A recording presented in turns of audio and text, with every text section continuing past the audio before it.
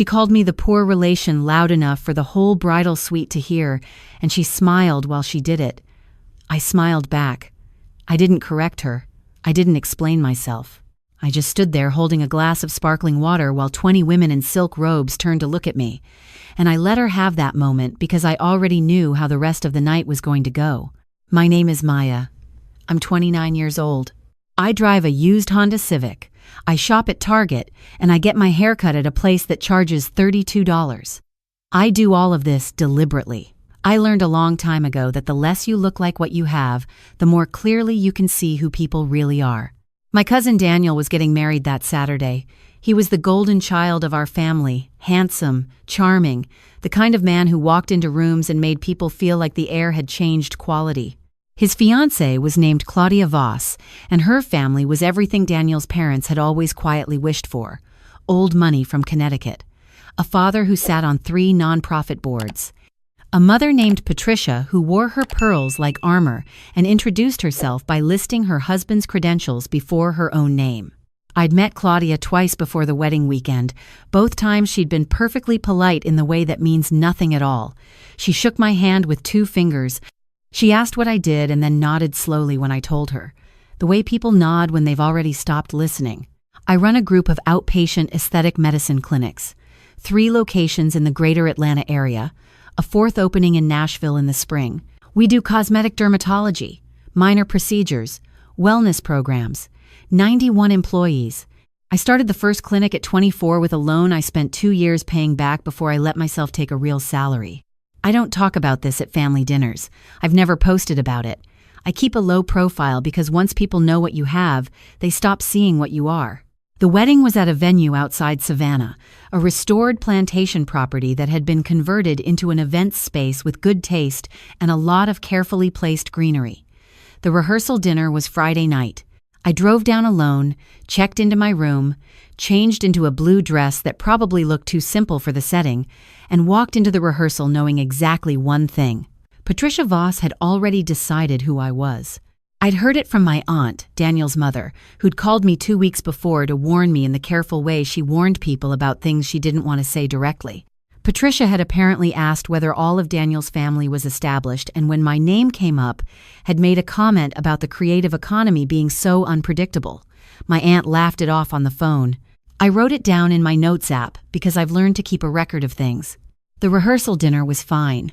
I sat at a table with Daniel's college friends, talked about nothing consequential, ate excellent shrimp and grits, and watched Patricia Voss work the room the way a person works a room when they believe every conversation is a transaction. She was good at it. I'll give her that. It was Claudia's younger sister, Reese, who first made it interesting. Reese was 23 and had decided before I arrived that I was someone worth performing for. She was the kind of beautiful that knows it's being watched, and she used that the way some people use money as proof that her opinion should matter more than other people's. She sat down next to me at the rehearsal dinner, looked at my dress, and said with the warmth of someone delivering a verdict, "Oh, Maya, I love that you just wore something comfortable. That's so refreshing." I told her I thought so too. She laughed like I'd said something naive. By Saturday morning, I had a complete picture of the Voss family's social architecture, Patricia at the top, operating through approval and disapproval. Reese on the right flank, handling anyone Patricia couldn't be bothered to engage with directly. Claudia in the center, genuinely fond of Daniel. I believed that, but so deeply conditioned to her mother's worldview that she filtered everything through it without knowing she was doing it. The bridal suite moment happened at 10 in the morning. I was there because Daniel had specifically asked me to be. We'd grown up close as parents, and my mother had been tight before things got complicated, and he'd always been more brother than cousin to me. He texted me the night before, "Can you be there tomorrow morning? I want someone in that room who actually knows me." I went. Patricia was holding court near the window when I walked in. She looked at me, took in the Target sundress, the non-designer sandals, the $32 haircut, and then she said it, loud, bright, for the room. "Oh, here's the poor relation. Daniel talks about you so much, Maya. It's so sweet that he included you." 20 women went quiet. I smiled. "He's my family," I said. "I wouldn't have missed it." She tilted her head. "Of course." And then she turned back to whoever she'd been talking to, which is its own kind of dismissal, the kind that says, you are not interesting enough to finish a thought about. Claudia was watching from across the room. She didn't say anything. She looked almost apologetic for half a second, and then she looked away, and that told me everything about who she'd chosen to be in her own family. I stayed for an hour. I helped Daniel's mother with her corsage. I talked to one of the bridesmaids who turned out to be a veterinary surgeon and was genuinely wonderful.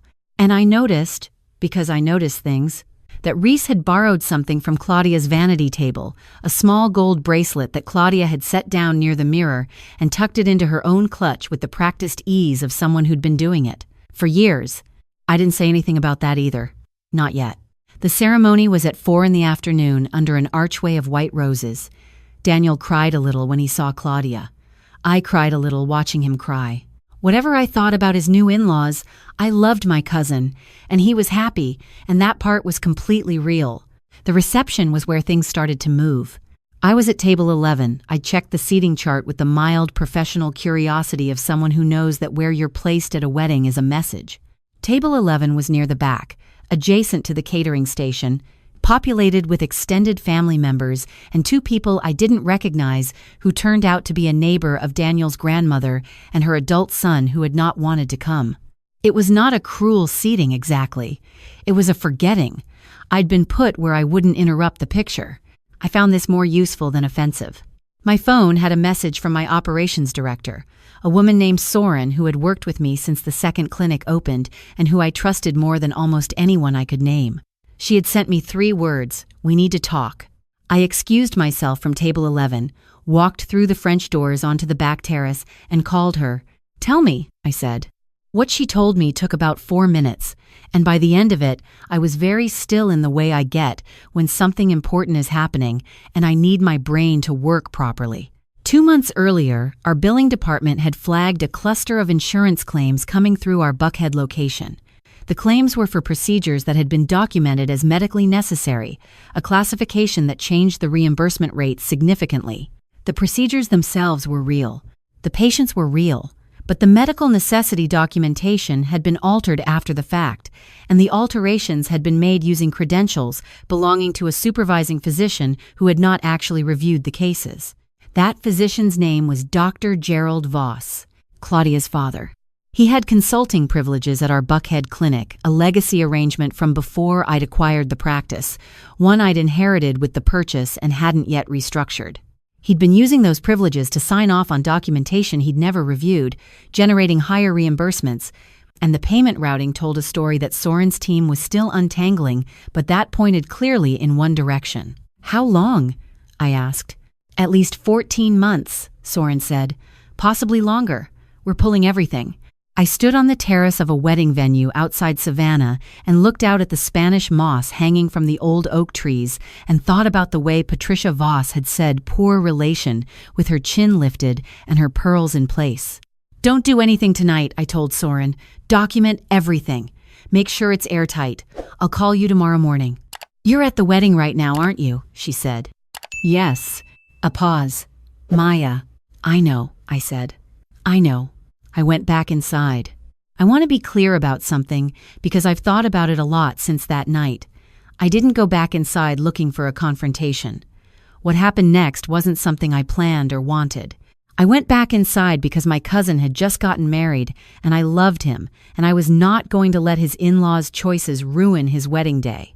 I intended to eat dinner and dance to one song and drive back to my hotel and call my attorney in the morning. Reese found me at the bar. She'd had 2 glasses of champagne and had reached the stage of an evening where people say things they've been wanting to say and later claim they were joking. She leaned against the bar next to me, looked me up and down with the slow assessment of someone conducting an inspection, and said, "Can I ask you something? What exactly do you do for work?" "I work in healthcare," I said. "Like a nurse?" "I own a group of clinics." She blinked. The math didn't work for her, the dress, the shoes, the sedan I'd pulled up in. "That's a thing?" she said. "It's a thing," I said. She laughed, not unkindly, in the way people laugh when they think you're exaggerating. "How many clinics? Like 2, 3, 4 in the spring." The laugh again. "Sure," she said, and picked up her champagne and walked away, and I watched her go and said nothing at all. Patricia found me 20 minutes later. I was talking to Daniel's father, a quiet, kind man named Robert, who I'd always liked when she appeared at his elbow and smoothly redirected the conversation toward herself with the efficiency of someone who'd been doing it for decades. Robert, who had also been managing Patricia all evening, excused himself with the look of a man escaping a small fire. Patricia turned to me. "I hope you're having a good time," she said, not warmly, evaluatively. "It's a beautiful wedding," I said. "It is. We went with Hargrove Events. They're the best in the Southeast, I think. They don't come cheap, but when it's your daughter's wedding, you don't really think about that." A pause.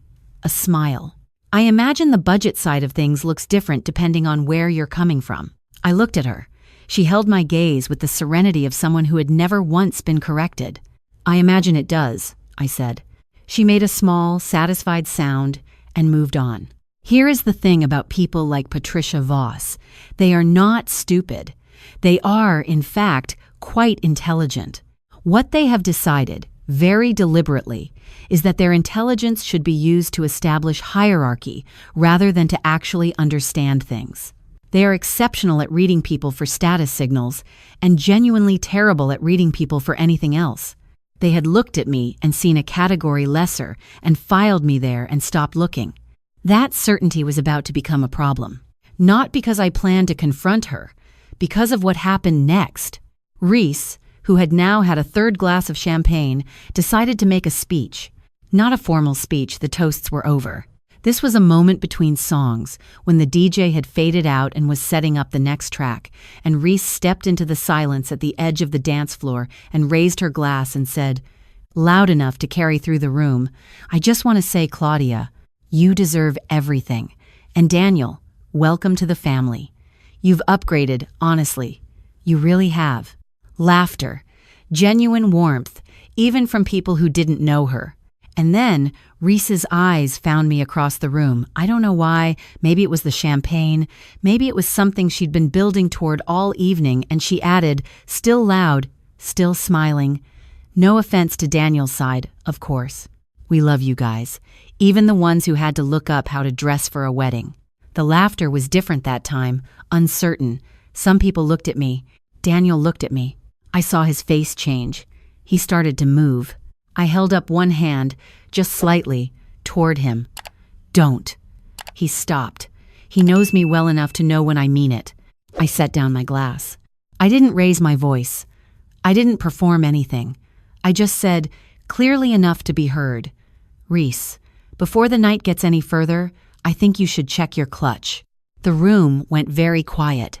She stared at me. "Excuse me?" "The gold bracelet you put in your clutch this morning in the bridal suite. The one from Claudia's vanity table. I'd return it before the end of the night if I were you." Claudia turned slowly to look at her sister. Reese's face moved through 3 different expressions in about 2 seconds. Then she laughed the bright, dismissive laugh she used as a shield and said, "I have no idea what you're talking about. That's my bracelet." "It was on Claudia's vanity," I said. "At 10:14 this morning. Claudia was wearing it yesterday, at the rehearsal." Claudia's hand went to her wrist. She looked down. Then she looked at her sister with an expression that said this had happened before. "Reese," Claudia said quietly. "Oh my God, it's not a big deal." "It's her wedding bracelet," one of the bridesmaids said. "Her grandmother gave it to her." Patricia appeared between us like a weather system. She was composed, she was controlled, and she was angrier than I had ever seen a person try not to look.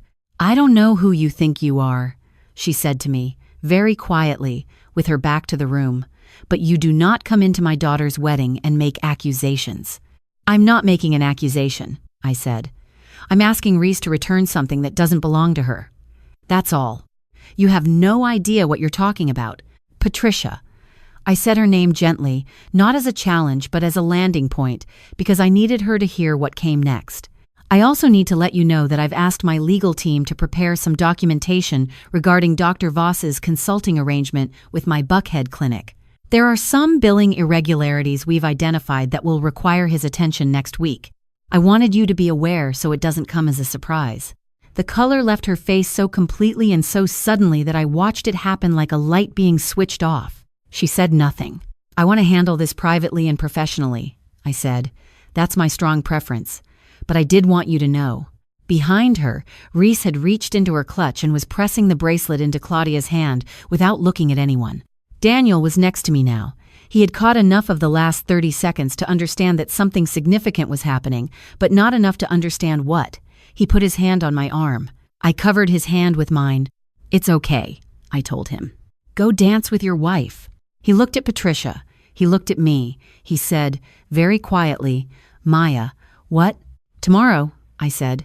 "I'll explain everything tomorrow. Go." He went. Because he trusted me. And because Claudia was standing 10 feet away looking like she needed her husband, which she did.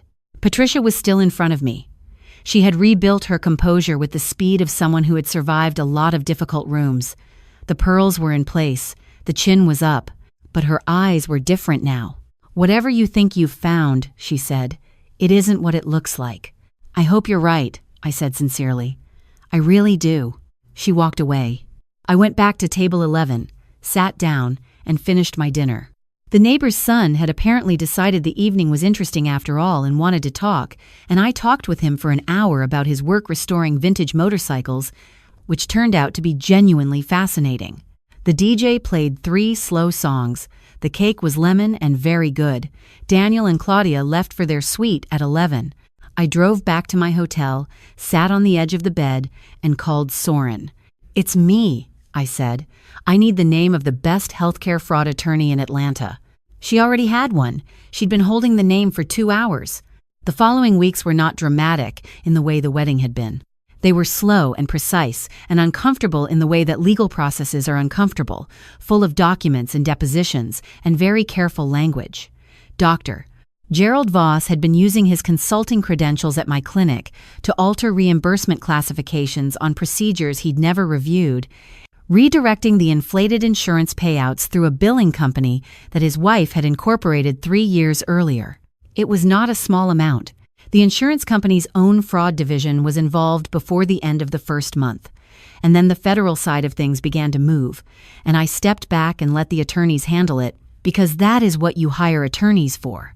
Claudia called me 6 weeks after the wedding. I almost didn't answer. I sat with my phone in my hand for a long moment, and then I picked up. She sounded like someone who had been crying recently and was trying very hard not to cry on this particular call. She told me she'd known something was wrong with her father's business arrangements for a long time, that she'd raised it once and been told it was handled, that she'd chosen to believe that because believing it was easier. She told me she was sorry for what her mother had said to me. She told me she was sorry for not saying something herself. "I should have said something in that suite," she said. "When my mother called you that, I saw your face, and I looked away, and I've thought about that every day since. I listened to all of it. I didn't rush her. You're not your parents," I told her. "And Daniel loves you. That's real. That part has nothing to do with any of this." She was quiet for a moment. "Do you hate me?" "No," I said. "I don't." And I meant it. Because I've never been interested in hating people. It costs too much energy that I can put toward building things instead. Daniel called me the following Sunday. We talked for almost 2 hours. He told me things he'd noticed over the wedding weekend that hadn't made sense until now. He told me about a moment during the rehearsal dinner when Dr. Voss had made a comment about the healthcare industry that had seemed strange at the time. He told me he felt like an idiot. "You're not an idiot," I said. "You were in love. People in love give the people around them the benefit of the doubt. That's not stupidity, Daniel. That's just being human. Why didn't you tell me sooner?" "About the clinic. About any of it." I thought about how to answer that honestly, because I needed to know what was there before I said anything. I said, "And because it was your wedding day, whatever was true was going to be true on Monday. I wasn't going to take that from you." He was quiet for a while. "Mom told me once when we were kids, she told me you were going to be the one in the family nobody expected anything of, and that it was going to surprise everyone. She said it like it was a bad thing.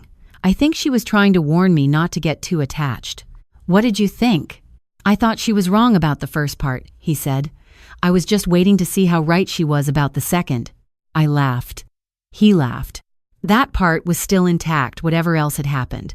Whatever was still unfolding in federal documents and depositions and the slow rearrangement of his wife's family, Daniel and I were still us. That mattered more than I knew how to say.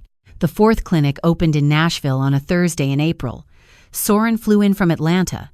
We stood in the lobby 20 minutes before the doors opened, both of us holding bad coffee from the place down the block, and she said, "You know, most people who start something like this spend the first 5 years telling everyone about it." "I know," I said. "And you never did." "No." "Do you regret that?" I thought about the bridal suite, the pearls, the word relation used as a verdict. "Not even a little," I said. The doors opened. The first patient walked in. Outside, Nashville was doing what Nashville does in April. Gray sky, soft rain, the particular smell of a city that doesn't apologize for its weather. I watched the receptionist greet the patient with the script we'd spent 2 weeks getting right, and I thought about how much work it takes to build something quietly, and how most of that work is invisible, and how that's exactly the way I like it. Patricia Voss sent a letter through her attorney in May. It was legal language and said nothing personal, but it addressed me as the owner and CEO of 3 she had not updated the Count aesthetic medicine clinics in the Atlanta area, and I noticed that too. She had finally looked it up. I filed the letter with everything else, kept the record, moved on.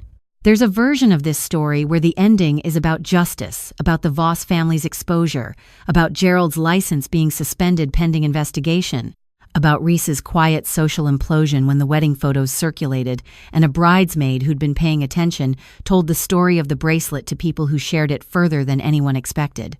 All of that happened.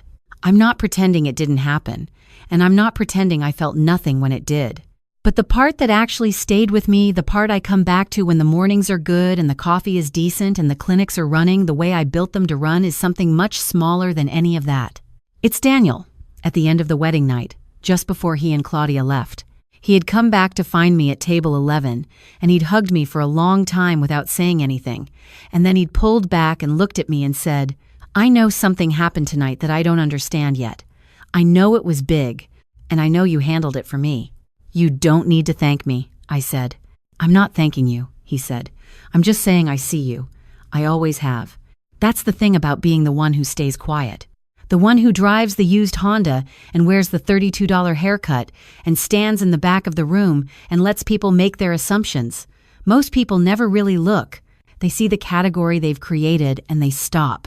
But some people, the ones who matter, look past all of it. They've always seen you clearly. And on the nights when someone tries to remind you of what they've decided you are, those are the people you hold on to. Everything else is just noise wearing pearls.